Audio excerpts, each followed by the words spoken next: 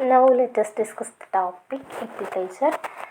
നമ്മുടെ നിത്യജീവിതത്തിൽ കണ്ടുവരുന്ന വളരെ സുപരിചിതമായ ഒരു കൾച്ചറിങ്ങാണ് എപ്പിക്കൾച്ചർ. മറ്റ് കൾച്ചറിങ്ങിനെ അപേക്ഷിച്ച് എപ്പിക്കൾച്ചർ എന്ന് പറയുന്നത് വളരെ ചിലവ് കുറഞ്ഞതാണ്. പൊള്ളയായ മരത്തടിയിൽ തുടങ്ങി ഇന്ന് വളരെ ആധുനികപരമായ രീതിയിലാണ് എപ്പിക്കൾച്ചർ ചെയ്തു വരുന്നത്.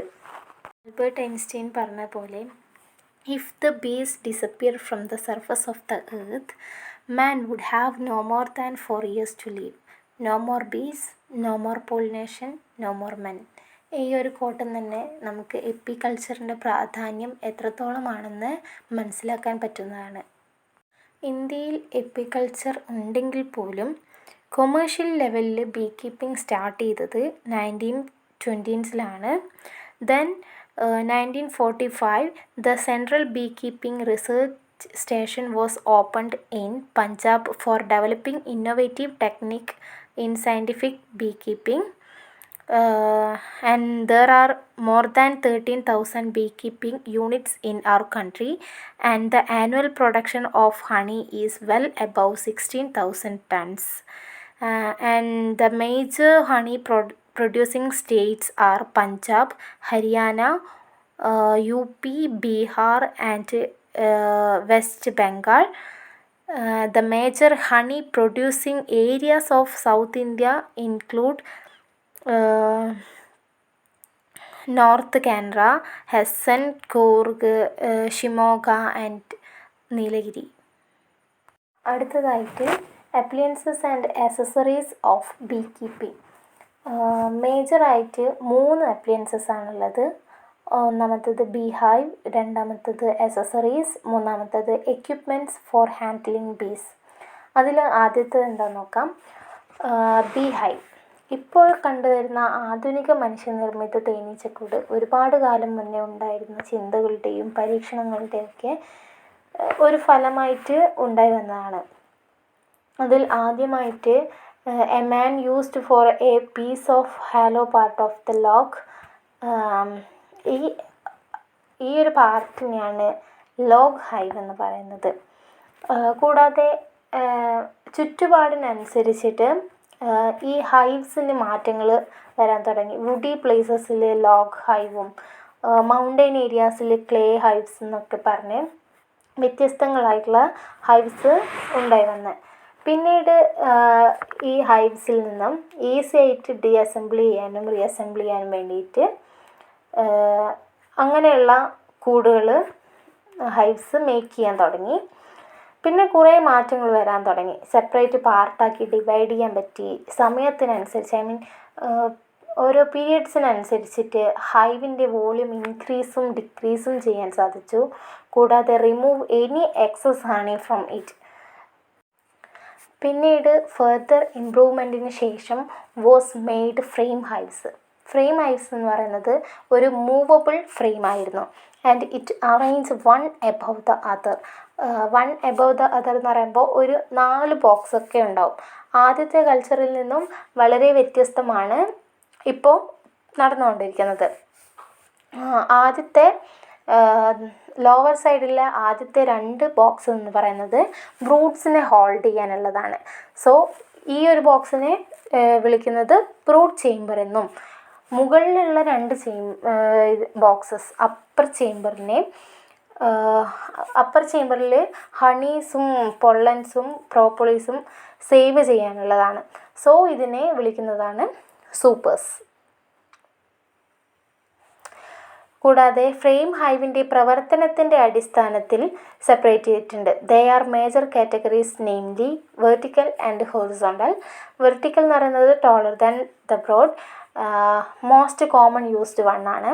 ഹൊറിസോണ്ടൽ എന്ന് പറയുന്നത് ആർ ബ്രോഡ് ദാൻ ടോൾ. അടുത്തത് in India 4 kind of bee hive, namely wall hives or fixed hive, movable hives, Langstroth hives and Newton hives. ആദ്യത്തെ 2 ട്രഡീഷണൽ ഫോമിലാണ്. ഇത് യൂസ് ചെയ്ത് വരുന്നത് അബോറിജിനീസും ആൻഡ് വില്ലേജ് ഫോക്സുമാണ്. ലാസ്റ്റ് 2 ഫ്രെയിം ടൈപ്പ് ഹൈവ്സ് ആണ്. ഇത് കൊമേഴ്ഷ്യൽ അപ്പിയറൻസിന് വേണ്ടിയിട്ടാണ് യൂസ് ചെയ്യുന്നത്. അപ്പോൾ ആദ്യത്തെ വാൾ ഹൈവ് എന്താണെന്ന് നോക്കാം. It is fixed type or wall type, and it made rectangular recesses on the house wall. Wall hive have an entrance hall. On the inner face, there is large opening. This opening is used to observe the bee colony and also to harvest honey. അടുത്തത് mobile hives. ഇതിനു വേണ്ടി use ചെയ്യുന്നത് hollowed out logs, empty wooden box, mud receptacles, earthen പോസ്റ്റ് and similar house hold utensil parts ആണ്. കൂടാതെ ഇത് place ചെയ്തിട്ടുള്ളത് undisturbed വരാന്താസിലാണ്. കൂടാതെ ഇതിനൊരു എൻട്രൻസ് ഹാളും ലാർജ് എക്സിറ്റ് ഹാളും ഉണ്ട്. On the opposite in wall hive. അപ്പോൾ നമ്മൾ വാൾ ടൈപ്പും പറഞ്ഞു, മൂവബിൾ ടൈപ്പും പറഞ്ഞു. ഈ രണ്ട് ടൈപ്പിലും ഹണി ബീസിനെ അട്രാക്റ്റ് ചെയ്യുന്നുണ്ട്.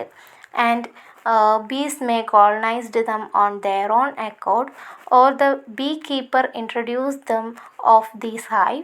ഹണി കളക്ട് ചെയ്യുന്ന ടൈമിൽ bees are smoked away and combs are cut out for extraction of honey. ഇനി എല്ലാത്തിനും അഡ്വാൻറ്റേജസും ഡിസഡ്വാൻറ്റേജസും ഉണ്ടാവും. അതേപോലെ തന്നെയാണ് വാൾ ഹൈവ്സിനും മൂവബിൾ ഹൈവ്സിനും അഡ്വാൻറ്റേജസും ഉണ്ട്, ഡിസഡ്വാൻറ്റേജസും ഉണ്ട്. അതേതൊക്കെയാണെന്ന് നോക്കാം. അഡ്വാൻറ്റേജസ് പറയുകയാണെങ്കിൽ ആദ്യത്തേത് they are very easy and least expensive to make. അടുത്തത് they can be made using local materials. And wall hives provide protection from the extreme of temperature, and hives cool in summer and warm in winter. For bees, conventional hives are more convenient to colonize than frame hives. ഇതൊക്കെയാണ് advantages. ഇനി disadvantages നോക്കാം. The colonization of the hives by bees is more a matter of chance. Honeybees cannot be protected from enemies. Extraction of honey by squeezing kill large number of bees and broods, and little or no honey may be left out for the survivor. This weakens the colony and adversely affect future honey yield. Honey extraction damaged or destroy combs. Their repair or rebuilding at the wastage of time, energy, effort and materials. Periodic inspection and cleaning of hives and the frequent monitoring of colonies are not possible. The bee colonies of traditional hives cannot be movable from one place to another. അപ്പോൾ ഇതൊക്കെയാണ് disadvantages. നമ്മൾ രണ്ട് type hives പറഞ്ഞു, movable ഹൈവ്സും വാൾ ഹൈവ്സും പറഞ്ഞു. അടുത്തതാണ് ലാങ്സ്ട്രോത്ത് hives. ഇതിനെ സാധാരണയായി American hive എന്നാണ് പറയുന്നത്. These are multi storeyed movable frame hives ആണ്. The hive is essentially a wooden box. ഈ ബോക്സിൻ്റെ ഇൻസൈഡിൽ റെക്റ്റാങ്കുലറിലും വെൻട്രിക്കലുമായി ഫ്രെയിം ഹാങ് ചെയ്തിട്ടുണ്ട്. ഇതിലാണ് ബീസ് കോംബ് ബിൽഡ് ചെയ്യുന്നത്. ഫ്രെയിം എളുപ്പത്തിൽ നീക്കം ചെയ്യാനും ആവശ്യാനുസരണം പുനഃസ്ഥാപിക്കാനും ഇതുവഴി കഴിയും. But it is seriously disturbing the bee കോളനീസിനെ ഇത് നല്ല രീതിയിൽ ഡിസ്റ്റർബ് ചെയ്യുന്നുണ്ട്.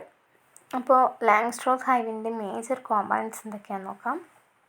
ആദ്യത്തേത് hive stand. It is a four-legged wooden box. It holds the hive a little above the ground level, and it is often treated with bitumen and dissolved in gasoline. It will evaporate and bitumen will penetrate the wooden poles, so the stand non-susceptible to moisture. അടുത്ത component ആണ് bottom board. Bottom ബോർഡിനെ floor board എന്നും വിളിക്കുന്നുണ്ട്. It is a rectangular wooden platform or type fits the hive body. Front face provide ചെയ്യുന്നത് sloping platform ആണ്.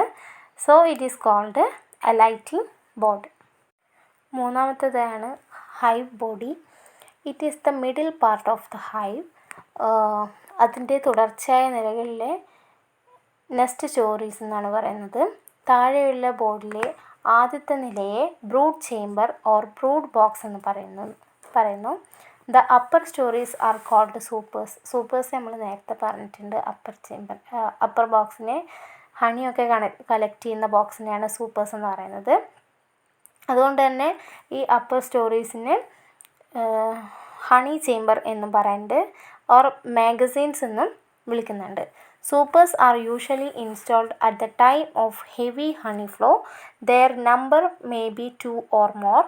Each storey is a rectangular bottomless and topless box fitted usually with 8 to 10 ventricle frames. The outer side of the wall of each story will have deep slit-like cuts for lifting it up and carrying it to another place. In the front wall of the broad chamber, there will be a flight entrance for the ventilation of the hive. Flight entrance are absent in the supers. ഇതിൽ നാലാമത്തതാണ് hive frame. Hive frame അല്ലെങ്കിൽ brood frames. It is the rectangular wooden frame. The frame with a bottom bar, a top bar and 2 side bar. ഈ ഒരു ഹൈവിൽ B space എന്ന് വിളിക്കുന്ന ഒരു gap ഉണ്ട്. ഇത് in between the adjacent frame. ചില സന്ദർഭങ്ങളിൽ the space increase the width of the upper third of the side bar. ഇതിനെ ഹോൾഫ്മാൻ സെൽഫ് സ്പേസിംഗ് എന്ന് പറയുന്നു. കൂടാതെ the top bar is fitted with spacing device called staples. Such frames are called staple spaced frames. അഞ്ചാമത്തേതാണ് hive roof. Roof is the flat cap of the hive. Hive വെന്റിലേഷന് വേണ്ടിയിട്ട് front and back വാൾസിൽ series of opening ഉണ്ടാകും. Roofing protects the bee colony from solar overheating, rains, etc. കൂടാതെ solid inner ഷീൽഡിനെ ആണ് roof ceiling എന്ന് പറയുന്നത്. There is an opening in it centre of bee escape, so it is called bee escape pod. അടുത്തത് last one is dividing grid. It is a device used for the brief isolation of the queen in the 2 queen method and also in anti-swarming technique. It is isolate the brood chamber from the honey chamber. A wire grid is considered to be most advantageous because honey loaded bees can very easily pass through it. The guide is installed right into the frame. അപ്പോൾ നമ്മൾ 4 type of B hives ആണ് പറഞ്ഞത്. അതിൽ 3 നമ്മൾ already പറഞ്ഞു കഴിഞ്ഞു. നാലാമത്തതാണ് Newton's hive. These are multi storeyed frame hive especially designed for plains. It is the most commonly used in South India. The hive is fixed on a 1 meter height and termite proof stand. ഈ hive place ചെയ്യുക shady പ്ലേസസിലാണ്. കൂടാതെ ഇതിനെ ഓൺസിൽ നിന്നും മസ്റ്റായിട്ടും protect ചെയ്യണം.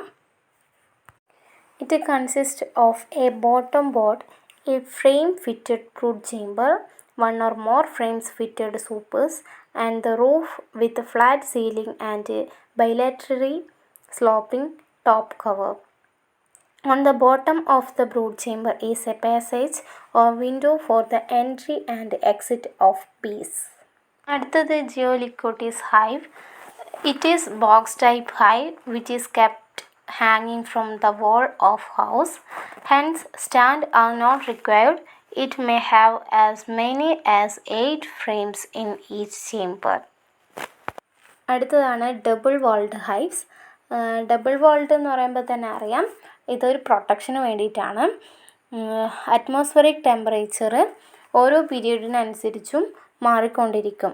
This may adversely affect the life and activities of the bee colonies.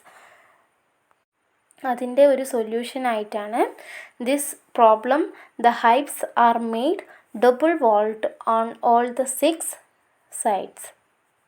അപ്പോൾ നമ്മുടെ ബീ ഹൈവ് ഇവിടെ കംപ്ലീറ്റ് ആകുകയാണ്. അടുത്തതാണ് സം അക്സസറീസ് റിക്വയർഡ്. ഇതിൽ നമുക്ക് 5 ടൈപ്സ് ആണ് ഡിസ്കസ് ചെയ്യാനുള്ളത്. അതിൽ ആദ്യത്തേതാണ് comb foundation.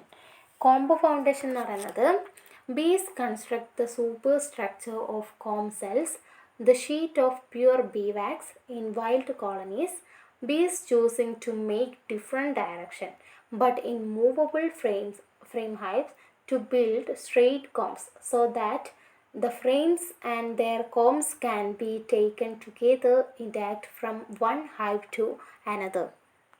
Such broods, combs, and honeycombs can be used to several years in split of their repeated extraction of honey from them.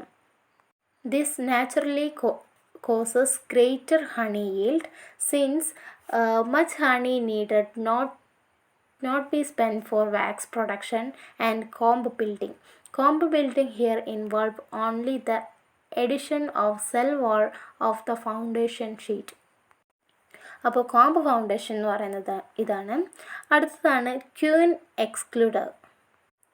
Queen excluder എന്ന് പറയുന്നത് is a special device use to confine the queen to the brood chamber of the hives so that the honey collect from the supers will be pure free of broods. അപ്പോൾ ഇത് place ചെയ്തിട്ടുള്ളത് in between the brood chamber and the next supers. അപ്പോൾ ഇതിലേക്ക് passage are too small for queens and drones. ഡ്രോൺസിനും ക്യൂൻസിനൊന്നും ഇതിലൊക്കെ എന്താ പറയുക കയറാൻ പറ്റില്ല. വർക്കേഴ്സിന് മാത്രം ഇത് ഈസി ആയിട്ട് ഇതിലേക്ക് കയറാൻ പറ്റും. സോ ക്യൂൻസിൻ്റെ ബ്രൂഡ്സൊക്കെ ഈ ഹണിയിലേക്ക് കലരാതിരിക്കാൻ വേണ്ടിയിട്ടാണ് ക്യൂൻ എക്സ്ക്ലൂഡർ യൂസ് ചെയ്യുന്നത്. അടുത്തതാണ് feeders. Feeders used for feeding the bees with sugar syrup. Most commonly used feeders ആണ് rectangular wooden trough and inverted glass jar, empty tins fitted with holed lids. ഇതൊക്കെ ആണ് feeders എന്ന് പറയുന്നത്. Feeders എന്നതിൽ ഉൾപ്പെടുത്തിയിട്ടുള്ളത്. അടുത്തതാണ് അൺക്യാപ്പിംഗ് നൈഫ്. അൺക്യാപ്പിംഗ് നൈഫ് എന്ന് പറയുന്നത് fully loaded honey cells are always sealed by a wax cap. So before extraction of honey, such capping have to be removed with the help of an uncapping knife. A plain or a double jacketed steel knife heated by steam is most commonly used for this purpose. And the last one is honey extractor. Honey extractor എന്ന് പറയുന്നത് this is the mechanical equipment used for extracting honey without damaging honey combs. അപ്പോൾ honey കോംസിന് damage പറ്റാത്ത രീതിയിൽ honey മാറ്റപ്പെടുന്നതിനാണ് honey extractor എന്ന് പറയുന്നത്. ഇതിലുള്ള honey comb ഇതിൽ ഈ ഒരു കണ്ടെയ്നറിൽ താഴ്ത്തി വയ്ക്കുമ്പോൾ ആ കണ്ടെയ്നറിലെ പ്രഷർ മൂലം ഹണി വേർതിരിച്ച് കിട്ടുകയും കൂടാതെ ഈ ഹണി കോമ്പിന് യാതൊരുവിധ കേടുപാട് സംഭവിക്കാതെയും നമുക്ക് തിരിച്ചു കിട്ടുന്നു. അപ്പോൾ ഇത്രയാണ് സം അക്സസറീസ് റിക്വയർഡിൽ നമ്മൾ ഡിസ്കസ് ചെയ്യാനുള്ളത്. അപ്പോൾ നമ്മൾ 3 മേജർ അപ്ലയൻസസ് ഉണ്ടെന്ന് പറഞ്ഞത് ബീ ഹൈവ്, അക്സസറീസ്, എക്യുപ്മെൻറ്റ്സ്. അതിൽ ആദ്യത്തെ 2 നമ്മൾ ഓൾറെഡി കംപ്ലീറ്റ് ചെയ്തു. അടുത്തതാണ് എക്യുപ്മെൻറ്റ്സ് ഫോർ ഹാൻഡ്ലിങ് ബീസ്. അതിൽ നമുക്കൊരു 13 എക്യുപ്മെൻറ്റ്സാണ് ഹണി ബീസിനെ ഹാൻഡിൽ ചെയ്യാനുള്ള ടൂൾസായിട്ട് പഠിക്കാനുള്ളത്. അതിൽ ആദ്യത്തേതാണ് ബീ വെയിൽ. This is a light and transparent cover or mask over head and face. It is usually made up of silk, cotton or wire mesh. രണ്ടാമത്തേത് gloves, hand covered made up of leather or thick canvas. മൂന്നാമത്തത് smoker, an instrument used to blow up smoke to the comb for pacifying honeybees. The smoke produced force out the below and direction to the comb by the spout. നാലാമത്തത് overall, a protective garment worn over the clothes. അഞ്ചാമത്തത് high boots, gum boots to protect an ankles from the attack of the bees and also for preventing bees from climbing up under trousers. ആറാമത്തത് hive tool, it is a flat iron piece. Bee brush used to brush out bees from a comb before the comb is taken out for extraction of honey. അടുത്തത് uncapping knife, a handle steel knife used for removing the sealing cap of honey cells. അടുത്തത് wire embedder, a device to embed the comb foundation wax sheet on the wire of the hive frame. അടുത്തത് comb cutter, പത്താമത്താണ് comb cutter, the cutter to remove the old and damaged comb. പതിനൊന്നാമത്തത് bee feeder, a rectangular vessel for artificially feeding the bees with sugar syrup when naturally food is not sufficiently available. പന്ത്രണ്ടാമത്തത് queen case, a rectangular or conical case of wire mesh used for carrying a new queen from a reliable source to replace the old queen in the hive. Last one is swarm bag, a carry bag for introducing a small colony to a new frame hive. The swarm is collected in the bag from natural hives. അപ്പോൾ ഇത്രയാണ് equipments for handling bees. അടുത്തതാണ് acquisition of bees. ഇതിൽ catching of wild swarm, hiving of a swarm, transfer of bee colonies, transfer from a wall hive, transfer from a log hive എന്നിങ്ങനെ പറഞ്ഞ് 5 കാര്യങ്ങളാണ് നമുക്ക് discuss ചെയ്യാനുള്ളത്. അതിൽ ആദ്യത്തേത് catching of wild swarms. അപ്പോൾ അത് ഡിസ്കസ് ചെയ്യുകയാണെങ്കിൽ it is settled on A tree branches, can be collected in a basket or open box in different ways. If the tree branches is thick, the bees are removed to the basket or box using free hand or a leafy twig or by mild smoking. കുറച്ച് ബീസ് remove ആയാൽ automatically മറ്റുള്ള ബീസും അതിൻ്റെ കൂടെ remove ആയിക്കോളും. If the branch is very small, it can be cut away, and swarm has settled at a very height, an insect catching net. അടുത്തതാണ് hiving of a swarm.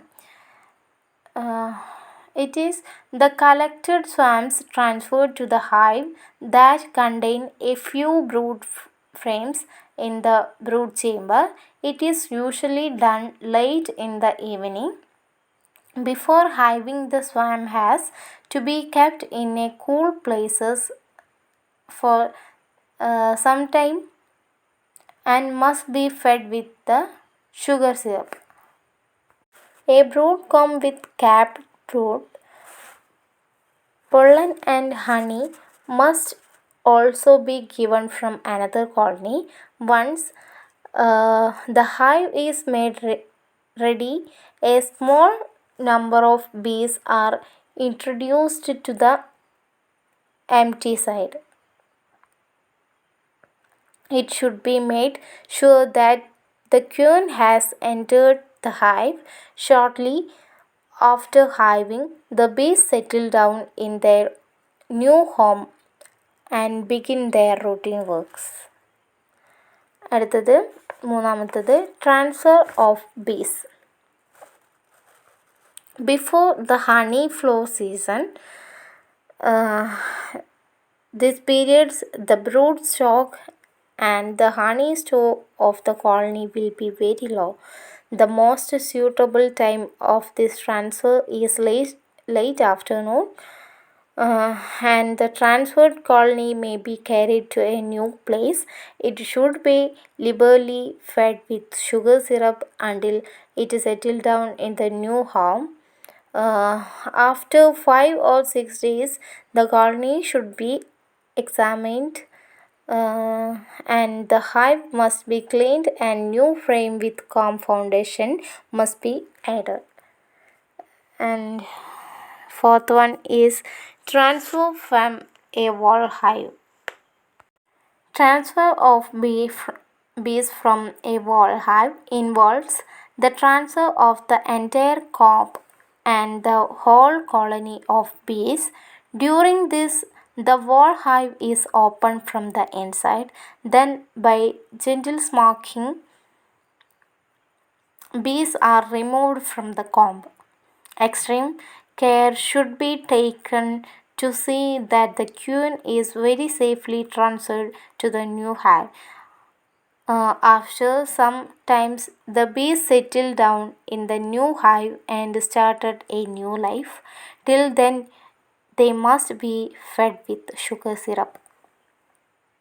And last one is transfer from a log hive. The log hive is first opened a gentle smoke to pacify the bees, and its floor is cleaned and turned upside down. Then bees are removed from the combs by controlled smoking and also by tapping on the side of the comb. Now the combs are cut away and tied to wired frames. These frames are soon transferred to the new hive. After the transfer of the combs, the bees are collected, put into the new hives and fed with sugar syrup until they settle down to start their works. അപ്പോൾ ഇത്രയാണ് acquisition of ബീസ് എന്ന് പറയാനുള്ള part. ഏതൊരു കൾച്ചറിങ്ങിലായാലും അതിൻ്റെ location എന്ന് പറയുന്നത് അടിസ്ഥാനപരമായൊരു കാര്യമാണ്. അപ്പോൾ നമുക്ക് ലൊക്കേഷനുമായിട്ട് ബന്ധപ്പെട്ട കുറച്ച് കാര്യങ്ങൾ ഡിസ്കസ് ചെയ്യാം. The first point is abundant blossom flora near around with a radius of nearly 2 kilometers and shady flat terraced or slight sloping land with a proper drainage facility for rainwater and availability of clean water, smooth and breezy air circulation without strong winds, accessibility through roads and railways. അപ്പോൾ ഒരു കൾച്ചറിൽ നമ്മൾ ഇത്രയും കാര്യങ്ങൾ ശ്രദ്ധിക്കണം.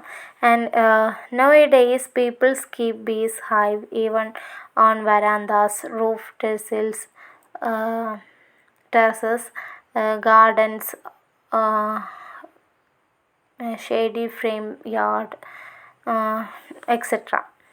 അപ്പോൾ location എന്ന് പറയുന്നത് വളരെ പ്രാധാന്യമുള്ള ഒരു കാര്യമാണ്. ഏതൊരു കൾച്ചറിങ്ങിലും വളരെ പ്രാധാന്യമുള്ളൊരു കാര്യമാണ് അതിൻ്റെ ലൊക്കേഷൻ എന്ന് പറയുന്നത്. അടുത്ത ടോപ്പിക് എന്ന് പറയുന്നത് apiary management. It is essential to maintain the healthy and active state of colonies. അപ്പം ഏതൊരു കൾച്ചറിങ് ആയാലും അതിൻ്റെ ഒരു കോളനി മേക്ക് ചെയ്ത് കഴിഞ്ഞാൽ അതിൻ്റെ ഹെൽത്ത് കണ്ടീഷനും മെയിൻറ്റെയിൻസും ഒക്കെ എങ്ങനെയാണെന്ന് ശ്രദ്ധിക്കേണ്ടത് അനിവാര്യമാണ്. കൂടാതെ ഇതിനെ എനിമീസിൽ നിന്നും ഡിസീസിൽ നിന്നൊക്കെ പ്രൊട്ടക്റ്റ് ചെയ്യാനും to provide maximum facility for the storage of honeys and rearing of the broods, to control swarming and so on. അപ്പോൾ ഇതുപോലുള്ള കാര്യങ്ങളിൽ നിന്നും ഹണീസ് സ്റ്റോർ ചെയ്യാനും ബ്രൂഡ്സിനെ സംരക്ഷിക്കാനും, കാരണം ഈ ക്യൂൻസിൻ്റെയും ഡ്രോൺസിൻ്റെയും ഒക്കെ ബ്രൂഡ്സ് ഉണ്ടാവുമല്ലോ, ഈ ബ്രൂഡ്സിനെ സംരക്ഷിക്കാനൊക്കെ മാക്സിമം ഫെസിലിറ്റീസ് അവൈലബിൾ ആക്കണം. അപ്പോൾ കുറേ കാര്യങ്ങൾ ഒരു കൾച്ചറിങ് ചെയ്യുമ്പോൾ ശ്രദ്ധിക്കേണ്ടതുണ്ട്. അത് ഏതൊക്കെയാണെന്ന് നോക്കാം. ആദ്യത്തേത് ഫ്രീക്വൻറ്റ് ഇൻസ്പെക്ഷനാണ്. ഒരു ഫ്രീക്വൻറ്റ് ഇൻസ്പെക്ഷൻ അനിവാര്യമാണ്. ക്യൂൻസിൻ്റെ കണ്ടീഷൻ നോക്കണം. കാരണം ഓൺലി വൺ ഫീമെയിൽ ഫെർട്ടൈൽ പാർട്ടാണ് ക്യൂൻ എന്ന് പറയുന്നത്. സോ ക്യൂവിൻ്റെ ഹെൽത്ത് കണ്ടീഷൻ എന്താണെന്ന് നോക്കണം. പിന്നെ ഈ കോമ്പ് ക്ലീൻ ആണോ എന്ന് ശ്രദ്ധിക്കണം. പിന്നെ ബ്രൂഡിൻ്റെ ക്വാളിറ്റി ചെക്ക് ചെയ്യണം. ക്വാളിറ്റിയുള്ള ബ്രൂഡ്സ് ആണോ ഉണ്ടാകുന്നതെന്ന് ചെക്ക് ചെയ്യണം. അപ്പോൾ ആദ്യത്തേത് ഫ്രീക്വൻറ്റ് ഇൻസ്പെക്ഷനാണ്. രണ്ടാമത്തേത് നേരത്തെ പറഞ്ഞത് ക്ലീനിങ് ആണ്. Cleaning of the surrounding and ഒരു കോമ്പ് ക്ലീൻ ആണോ എന്ന് ശ്രദ്ധിക്കണം. പിന്നെ മൂന്നാമത്തെ പോയിന്റ് എന്ന് പറയുന്നത് ടൈംലി എക്സ്ട്രാക്ഷൻ ഓഫ് ഹണിയാണ്. നേരത്തെ പറഞ്ഞ പോലെ തന്നെ ഓരോ ടൈം പീരീഡിലും ഈ ഹണീസ് നമ്മൾ കളക്ട് ചെയ്ത് കൊണ്ടിരിക്കണം. അത് വളരെ ശ്രദ്ധയോടെ ചെയ്യേണ്ടതാണ്. കാരണം ഇത് ഓവർലോഡ് ആവാനുള്ള ചാൻസ് ഉണ്ട്. സോ ഓരോ ടൈമിലും നമ്മൾ ഹണീസ് എക്സ്ട്രാക്ട് ചെയ്യേണ്ടതാണ്. പിന്നെ addition of extra frame and frames fitted storage. അപ്പം ഈ ഹണി ബീസിന് വേണ്ടിയിട്ട് നമ്മൾ അഡീഷണലായിട്ട് ഒരു എക്സ്ട്രാ ഫ്രെയിം ഫിറ്റ് ചെയ്യണം. അതും നമ്മൾ ഓരോ ടൈം എത്തുമ്പോൾ ചേഞ്ച് ചെയ്തുകൊണ്ടിരിക്കണം. ഹണീസ് കളക്ട് ചെയ്യുമ്പോൾ കൂടെ ഒരു ഫ്രെയിമും നമ്മളവിടെ ഫിറ്റ് ചെയ്ത് കൊടുക്കണം. അപ്പോൾ അത് വളരെ ശ്രദ്ധിക്കേണ്ട ഒരു കാര്യമാണ്. അടുത്ത പോയിൻറ്റും നേരത്തെ നമ്മൾ പറഞ്ഞതുപോലെ artificial feeding of the colony with sugar syrup ഈ ഒരു സാഹചര്യത്തിൽ പൂക്കളുടെ അവൈലബിലിറ്റീസ് കുറയും തോറും ഈ ഹണീസ് കളക്ട് ചെയ്യാനുള്ള ഒരു കുറവ് അവിടെ കാണുന്നുണ്ട്. സോ നമ്മൾ ആർട്ടിഫിഷ്യലായിട്ട് അതിന് ഫീഡ് ചെയ്യണം. സോ ദ ഷുഗർ സിറപ്പ് മസ്റ്റായിട്ടും അവൈലബിൾ ആക്കണം. And next point is shifting of the colony of shady places. അപ്പോൾ ഓരോ ഹണി ബീ കോളനീസും നമ്മൾ ഒരു ടൈം എത്തുമ്പോൾ അതിനെ ഷെയ്ഡി പ്ലേസസിലേക്ക് റീപ്ലേസ് ചെയ്യേണ്ടതുണ്ട്. Next point is replacement of old queen by new one. അപ്പോൾ നമ്മൾ നേരത്തെ പറഞ്ഞതുപോലെ തന്നെ ഈ ക്യൂൻസിനെ ഷിഫ്റ്റ് ചെയ്യുന്ന കാര്യം വളരെ ശ്രദ്ധയോടെ ചെയ്യണം. കാരണം ഈ ഒരു കോമ്പിലെ ആകെയുള്ള ഒരു ഫീമെയിൽ ഫെർട്ടൈൽ പാർട്ടാണ് ക്യൂൻ എന്ന് പറയുന്നത്. സോ അതിൻ്റെ replacement of old queen by new വണ്ണിലേക്ക് ചെയ്യേണ്ടത് വളരെ ശ്രദ്ധയോടെ ചെയ്യേണ്ടതാണ്.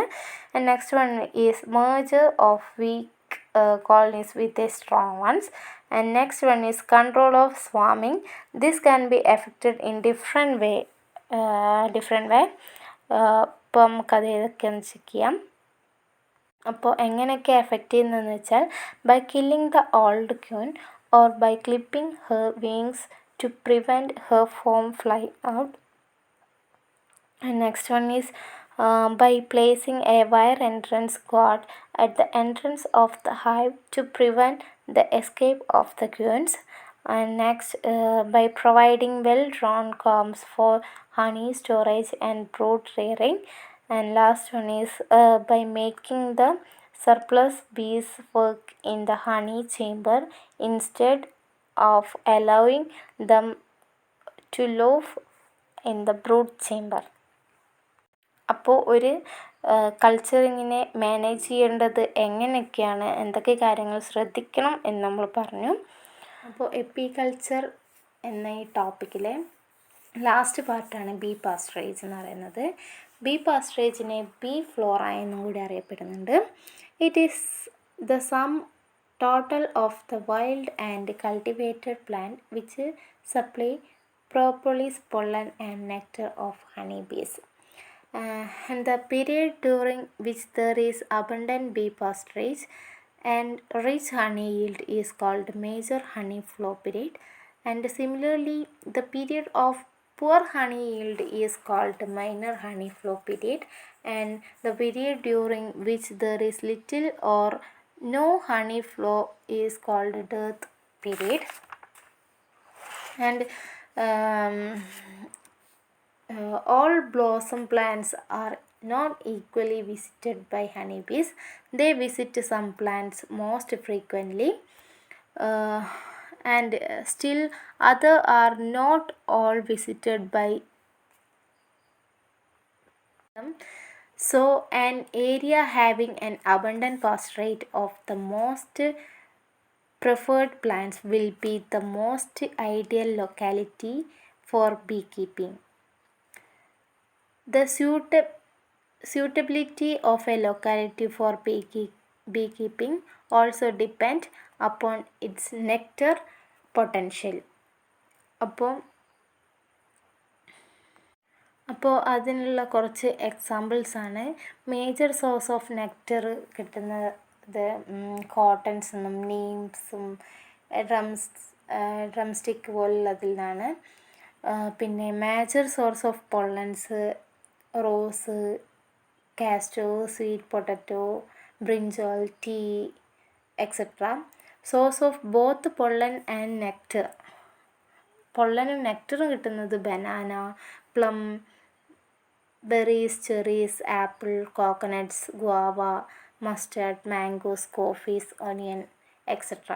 അപ്പോൾ ഈ പാസ്റ്ററേജ് എന്ന് പറയുന്ന ഈ ഒരു ടോപ്പിക്കിലൂടെ എപ്പിക്കൾച്ചർ എന്നുള്ള ഒരു പാർട്ട് അവസാനിച്ചിരിക്കുകയാണ്. And finally thank U.